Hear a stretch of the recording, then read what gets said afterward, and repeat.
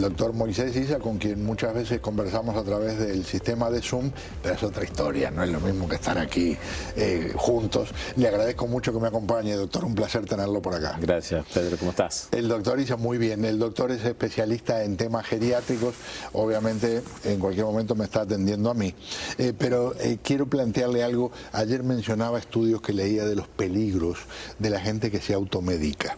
Después se burlaban de mí porque dije, me perdí con algo, y entonces me decían, te estás automedicando.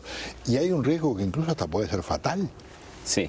Pedro, eso es una cosa muy común afuera de los Estados Unidos, pero ahora lo estamos viendo mucho aquí en esta ciudad, porque es costumbre de nosotros, digamos, de todo el mundo recetarte algo. Tengo un catarro, tómate esto. Entonces estamos viendo ese fenómeno donde estamos viendo una autorreceta, o sea, o tu mamá que te dice, tómate estos antibióticos y estos antibióticos te van a curar. Entonces, la primera cosa es que no se toman bien. La segunda cosa es que después de no tomarse bien, pueden ser peligrosos, puedes tener una alergia a esta medicina y te puede dar una reacción que no sabes lo que es porque nunca no está bajo la supervisión médica. También haces una resistencia sobre estos microbios que lo hemos visto ahora. En los últimos 10 años hemos visto una resistencia bien grande contra ciertas infecciones. Entonces ahora nosotros tenemos que cambiar los movimientos de tratamiento que estamos usando. Y muchos antibióticos a veces ahora hay que usar algunos que son más fuertes y que tienen más efectos secundarios. Sí, tenemos que usar, digamos, antibióticos que son diferentes en el sentido de que son, hay unos que se llaman los quinolones, hay otros que se llaman los macrolidos. Aquí se ha usado mucho lo que se llama el Citromax. Si vas a cualquier persona tiene un C-Pack que le llaman y entonces te lo dan. Hay una resistencia bien grande con eso. Entonces hemos tenido que cambiar esto a antibióticos más fuertes y como tú dices. Cuando hablamos de medicamentos que generan peligro, me contaban, bueno, lo he visto en distintas circunstancias, no podía dormir y mi tía me dio una pastilla que me ayudó, pero después como a los 3 días me pasó esto, me pasó lo otro. La persona estaba tomando medicamentos y resulta que incorporó una pastilla sin supervisión médica y eso chocó con lo que estaba tomando. Sí, hemos visto casos donde personas dan pastillas, digamos que te dicen tengo un dolor de rodilla o no puedo dormir, entonces te dan unas pastillas que tienen, pero ellos sin querer, porque como no son médicos no saben, te la recetan y te puede dar hasta un episodio de epilepsia, te puede dar un problema, sí, un problema no solo mental, pero una psicosis ligera, donde llegas al hospital y no sabemos que el paciente tiene. ¿Qué quiere decir psicosis ligera? Digamos, psicosis ligera es cuando la persona está bien, está desorientada. Entonces lo vemos mucho con las infecciones o lo vemos mucho cuando tienes una reacción a una pastilla. Yo te puedo dar una pastilla, digamos, y te puede dar una psicosis donde pierdes el conocimiento o no sabes a dónde está y creemos que es otra cosa, ¿verdad? Como un delirio o algo así, pero eso es una psicosis. Doctor, recién hablaba de antibióticos. Hay una costumbre que no se va.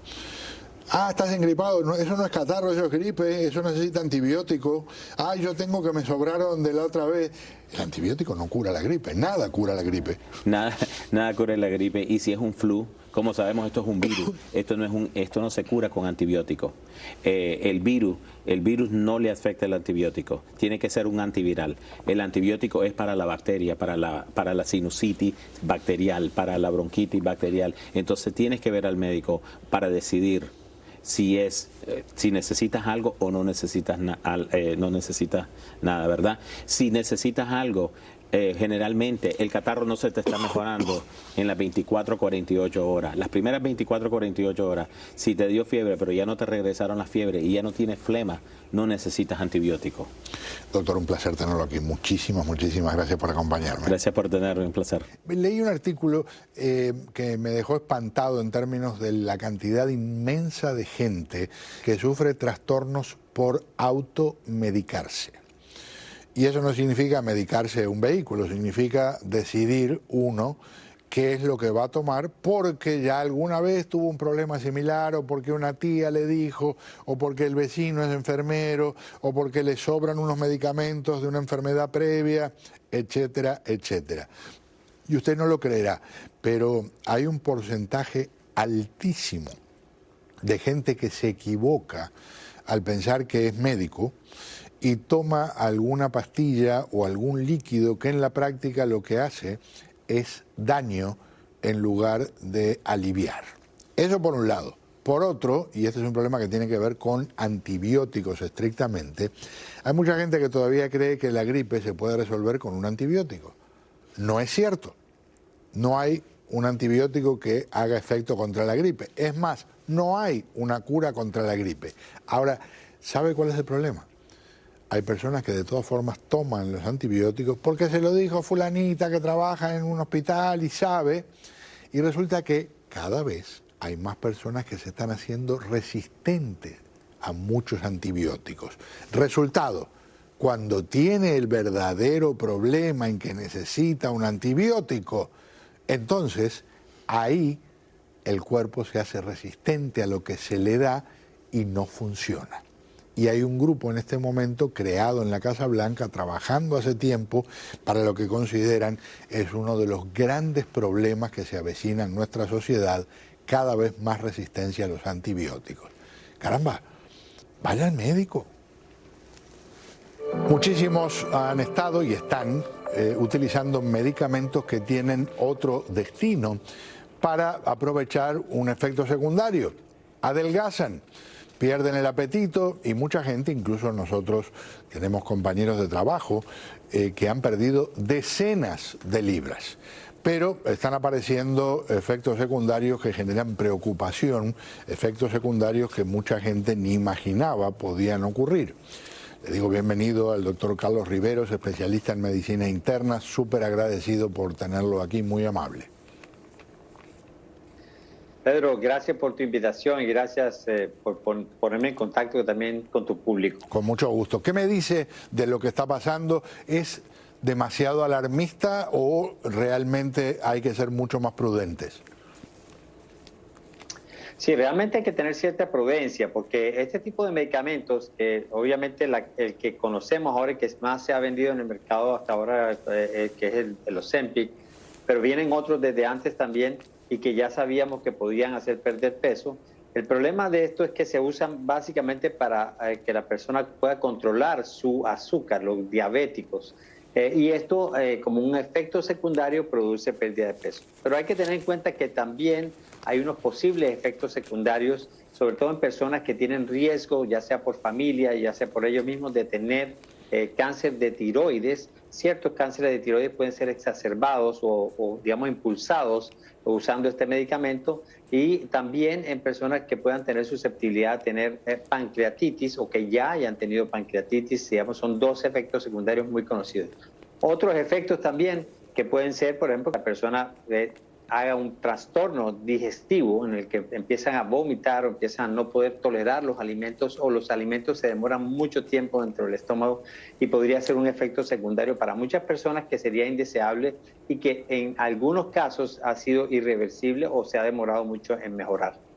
Cuando hablamos de esto, una de las cosas que me impresionó mucho, un artículo en las últimas horas hablando de algunas personas a las que se le paralizó el estómago.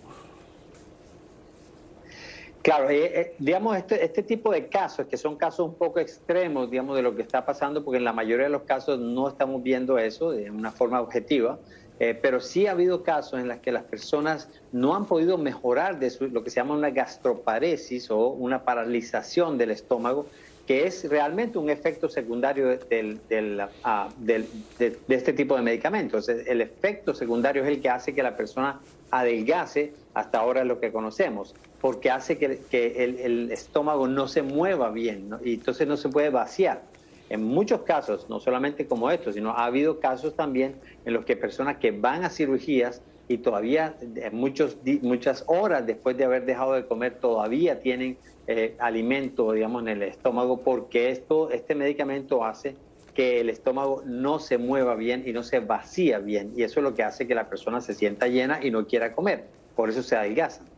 Una más, se avecinan, lo hemos conversado recientemente, medicamentos específicamente para buscar el adelgazamiento. En las pruebas clínicas no han tenido efectos secundarios, vamos a decir, de los que hagan preocuparse. Claro, siempre va a haber efectos secundarios. En este caso, lo que hemos visto es que este tipo de medicamentos yo pensaría que puede ser la vía para lograr una mejoría en cuanto a lo que tiene que ver con obesidad, que es un problema mayúsculo en el mundo entero, pero en los Estados Unidos pues lo tenemos y sabemos lo que estamos enfrentando, un problema grave de obesidad.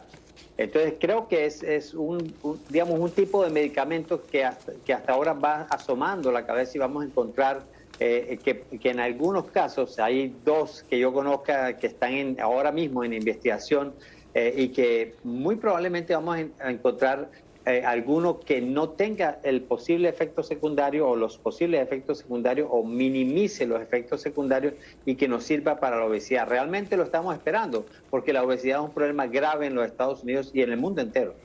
Súper agradecido, como de costumbre, con sus conocimientos y la generosidad para compartirlos con nuestros televidentes, doctor.